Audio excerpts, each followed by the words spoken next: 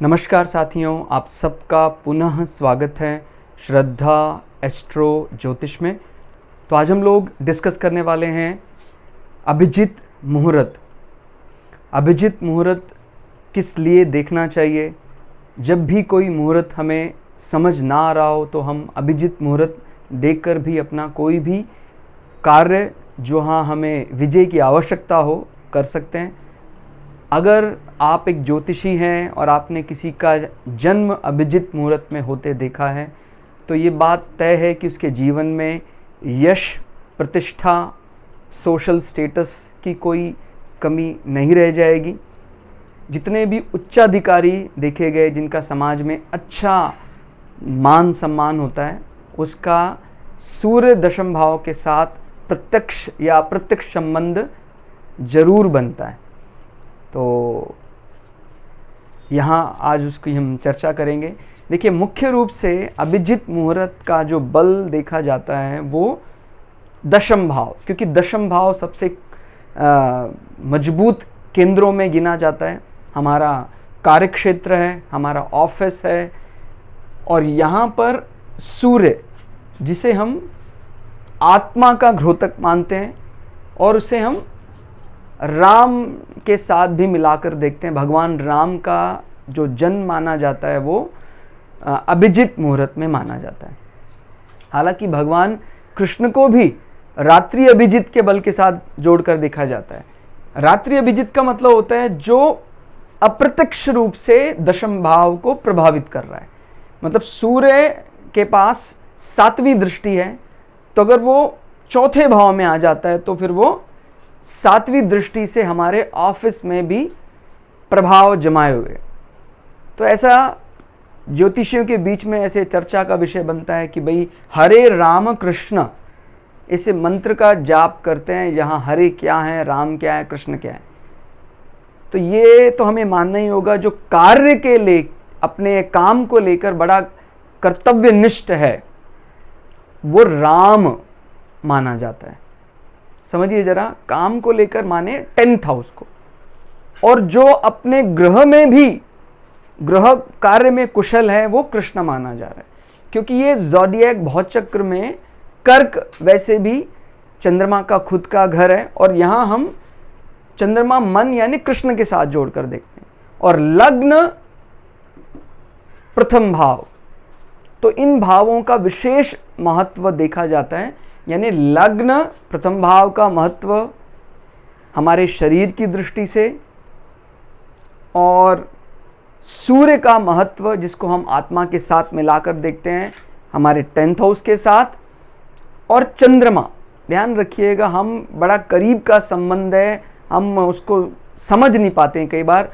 जो बुद्धि वाला पार्ट है, बुद्धि वाला पार्ट हम प्रथम भाव के साथ ही मिलाकर देख रहे हैं, लेकिन जो मन वो चतुर्थ भाव के साथ मिलाकर देख रहे हैं कि मेरा आज मन नहीं कह रहा है, बुद्धि कह रही है लेकिन मन नहीं कह रहा है। तो हमें चंद्रमा को ही मिलाना है, माने हम एक प्रकार से जिसको बोलते हैं हठ योग, मिलान करना है चंद्रमा का सूर्य के साथ। ठीक हो गया।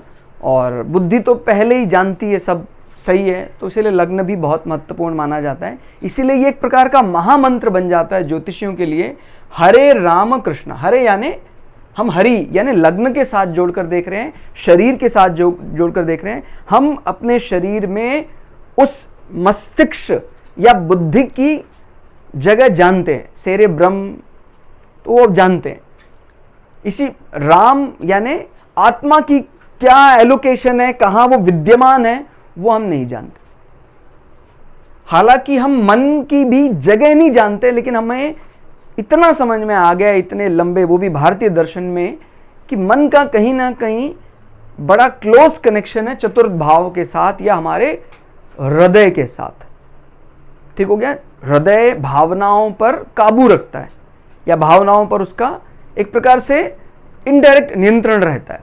लेकिन कोई जरूरी नहीं है कि आपकी भावना, आपके बौद्धिक स्तर अलग अलग कह रहे हैं वो बात सही है, वह गलत भी हो सकता है मन हमारा जो बात बोल रहा है। तो उसी को हमें उस कसौटी पर, यानी मन को बुद्धि की कसौटी पर खड़ा उतार कर हमें आत्मा को समझना है। तो ध्यान रखना है, इसीलिए अभिजित मुहूर्त में हम किस प्लैनेट से, किस ग्रह से कुंडली का बल देखते हैं, सूर्य से देखते हैं, यानी आत्मा से देखते हैं। और इसको बली माना जा रहा है 10th हाउस में सबसे ज्यादा। हालांकि मैंने जैसे बताया रात्रि अभिजित का भी अप्रत्यक्ष रूप से या इनडायरेक्ट रूप से दशम भाव में प्रभाव पड़ जाता है, लेकिन फिर भी जो दिवा अभिजित का बल है, हम कह सकते हैं, जैसे मान लीजिए आज सूर्य उदय हुआ है 6 बजे, 6 बजे से 12 बजे का ये जो समय मानते हैं, 12 बजे उस समय सूर्य अपने मतलब मध्याह्न में है, दोपहर का समय आने वाला है। तो हम कह सकते हैं कि वो 12 बजे से 1 घटी पहले ही अभिजित मुहूर्त लग गया था। कब? अगर सूर्योदय काल 6 बजे का और 12 बजे से 1 घटी बाद तक रहेगा, माने वो 2 घटी रहता है अभिजित मुहूर्त। 2 घटी का माने 48 मिनट। इसको हम एग्जैक्ट ना मानकर इसको लमसम मान रहे हैं, इसको औसत मानकर चल रहे हैं, तो 48 मिनट का हम समय मान लेते हैं। और ये जैसे जैसे सूर्योदय बदलेगा उसी प्रकार से उसको, भाई जैसे 6 है तो हम 12 बजे से 24 मिनट पहले कर रहे हैं, 24 मिनट बाद तक कर रहे हैं। इसी प्रकार से पूरा का पूरा स्लॉट शिफ्ट होगा। अगर 6 से 5:30 हुआ है तो 12 से 11:30 कर दिया, फिर 11:30 से 24 मिनट पहले, 24 मिनट बाद में। इस प्रकार से हम अभिजित मुहूर्त का बल जान रहे हैं। तो अपने को ये बात समझ में आनी चाहिए कि किस प्रकार से, माने जब 6 बजे है तो 12 बजे तक वो लाइन पहुंच जाती। इसको पीछे कर रहे हैं तो ध्यान रखना, ये 5:30 चला गया है, अभी सूर्य उदय काफी पहले हो गया है, तो इसी प्रकार से उसका बल भी थोड़ा पहले आ जाएगा। अभी सूर्योदय थोड़ा बाद में हुआ है तो वो उस अभिजित का बल भी थोड़ा सा बाद में आएगा। तो लगभग ये एक मोटा मोटा आइडिया अपने को लेकर चलना है।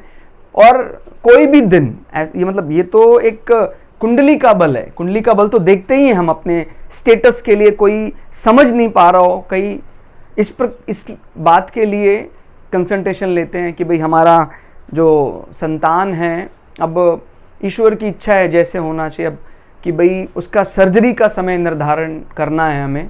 अब हम तो चाह रहे थे प्राकृतिक रूप से हो जाए, लेकिन अगर नहीं हो पा रहा है अब क्या कर सकते हैं, वो तो ईश्वर का ही समय है। ईश्वर ने जैसा वातावरण बनाया है, जैसी परिस्थितियां बनाई हैं, तो कौन सा समय निकाले, तो बहुत चीजें निकाली जा सकती हैं। लेकिन अगर हमें उस वेब में, उस माया जाल में ज्यादा नहीं फंसना है, तो बहुत सरल तरीका है, अभी दोपहर 12 बजे के आसपास वाला समय देखें आप, क्योंकि कार्य क्षेत्र में वो विजयी हो जाए तो ये बहुत बड़ा बल है। अभिजित मुहूर्त का बल उसको मिल जाएगा और उसके साथ जीवन भर वो बल रहेगा। ठीक हो गया? तो ये बल अपने को देखना है।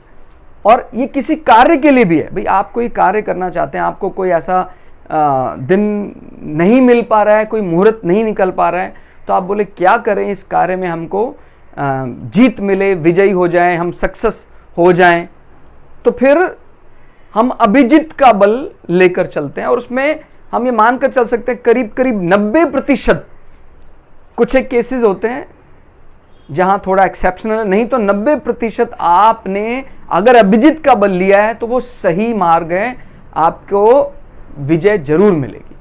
तो ये बहुत बड़ा बल हो गया। ये तो माने आपने किसी ज्योतिषी की उसमें कोई विशेष ऐसी सलाह नहीं ली है, आप बस कोई कार्य करना चाह रहे थे और आपको यह भी समझ में आया कि भाई इन दिनों पर कुछ ज़्यादा विशेष कार्य नहीं करना चाहिए। लेकिन आपको पता है जो ईश्वर के परम भक्त हैं, जो जिन्होंने चलना शुरू ही कर दिया है उस मार्ग में, कहता अभी व्रत मैं कभी कभी रखता हूँ, ऐसा नहीं है, तो मेरा आप जीवन ही व्रत है।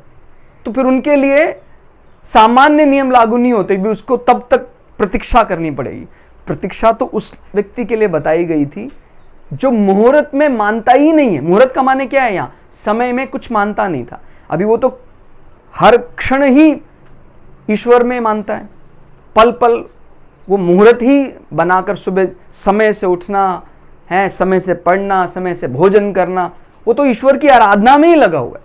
जो समय की आराधना में है वो वास्तव में वही ईश्वर की आराधना में। फिर उसके लिए कोई बहुत लंबा इंतजार नहीं करवाया जा सकता है, वो कर्तव्य परायण है। भाई ये आजकल बड़ा ये एक साधारण सा नियम बन गया कि भाई मैं किसी का दिल नहीं दुखाना चाहता हूं। आपको दिल दुखाकर भी कई दफा हम धर्म का या अपने पंक्चुअलिटी का, अपने अनुशासन का पालन करते हैं। ठीक हो गया? ऐसे ये इतना आसान नहीं है धर्म को समझना। और फिर अपने मन से मन बना लेते हैं, अपने मन से धर्म बना लेते हैं, और बाद में जब प्रहार आता है कुछ, कहता सर ये मेरे साथ क्या हो रहा है।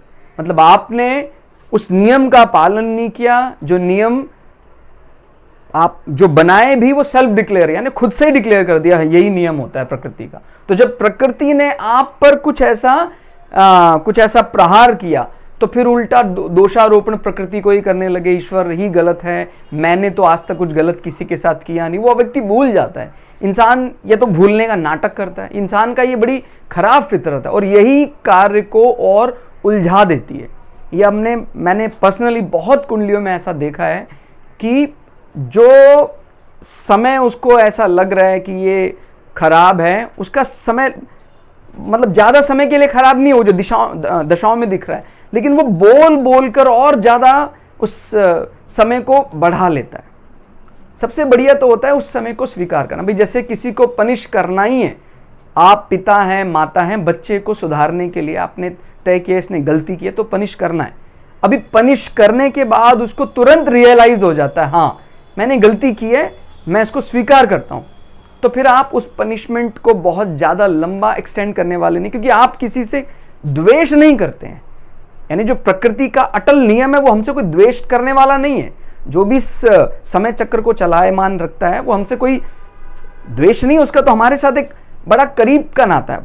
माने हम तो वही उसी आत्मा माने परमात्मा का ही अंश है हमारे अंदर। तो कोई अपने आप से कैसे द्वेष कर सकता है। इसीलिए ये भावना सरासर गलत है कि ईश्वर ने मेरे साथ अन्याय किया है।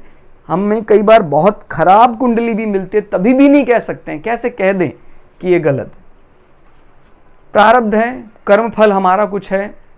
आज व्यक्ति कई साल के बाद समझा है कि नहीं ये गलत है, लेकिन जो पुराना हमारा पेंडिंग कर्म है उसको तो हमें सेटल करना ही पड़ेगा। तो उसको कर भी लेना चाहिए, क्योंकि बार बार हम यही काम नहीं करने वाले हैं कि अभी ट्रैक पर गाड़ी धीमे धीमे चलने लगी है तो अभी सेटल कर लेते हैं। जब बहुत स्पीड में गाड़ी होगी तब सेटल करने जाएंगे तो फिर गाड़ी पटरी से उतर भी सकती है। इसलिए हम प्रारब्ध तो स्वीकार करने ही वाले, इस पे तो कोई प्रश्न चिन्ह रह नहीं जाता है कि भाई हमारा ये जो पहिया गलत घूम रहा है, ऐसा नहीं हो सकता। पहिया तो शुरू से चलता ही आ रहा है, चलता ही है, वो कभी रुकने वाला, वो इस प्रकार से प्रभावित होने वाला नहीं।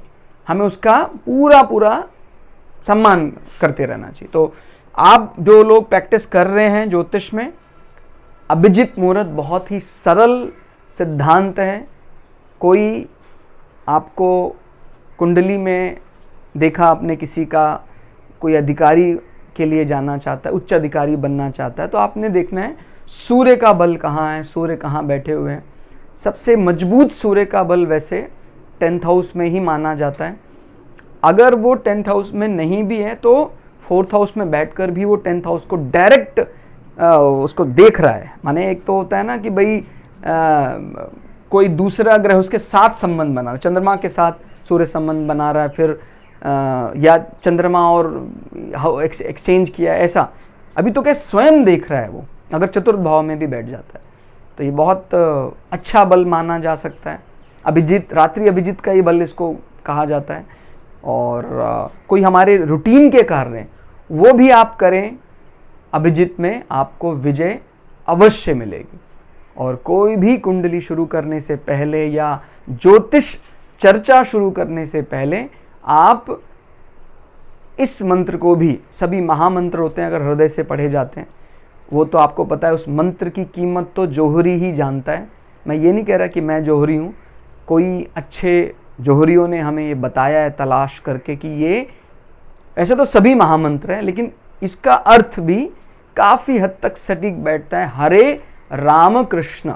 तो जब हम ज्योतिष चर्चा में बैठे हुए हैं तो ये महामंत्र का उच्चारण करने से हमारा जो अंतर्चक्षु है वो खुल जाता है। आपने कई बार देखा होगा, कुंडली को देखते हैं कुछ नया विचार आता है, कुंडली को देखते हैं ऐसा लगता है जैसे कुछ समझ नहीं आ रहा, इतना उसके बारे में पढ़ा है, ऐसी कुंडलियाँ बहुत देखी हैं, फिर भी कुछ नहीं निकल कर आ रहा है, क्योंकि वो हमारी जो शुरुआत हुई वो प्रेयर से नहीं हुई। तो हमें ध्यान रखना है, कभी भी शुरुआत करें तो अपने आदरणीयों का नाम, अपने गुरुओं का नाम, या कई दफ़ा ऐसा भी लगता है कि सर गुरु तो अब नहीं बना पाए, या ऐसा कोई हमें निर्दोष मिल नहीं पाया, तो क्या करें। परमात्मा गुरु है सबका, सही दिशा दिखाई देता है। तो हरे राम कृष्णा बोलकर हम कुंडली को देखना शुरू करें, हमारी कुंडली की चर्चा करें, ज्योतिष की चर्चा करें, तो आप सही निष्कर्ष तक पहुंच जाएंगे। तो ये हमने कुछ प्रकाश डालने का प्रयास किया अभिजित मुहूर्त में। आपको कैसा लगा कमेंट करके ज़रूर बताइएगा। इस प्रकार के ही हम अलग अलग विषयों में वीडियो रिकॉर्ड आगे भी करते रहेंगे। मिलते हैं अगली वीडियो में, तब तक के लिए जय श्री भगु पराशरा, जय श्री शुक्राचार्य, नमस्कार।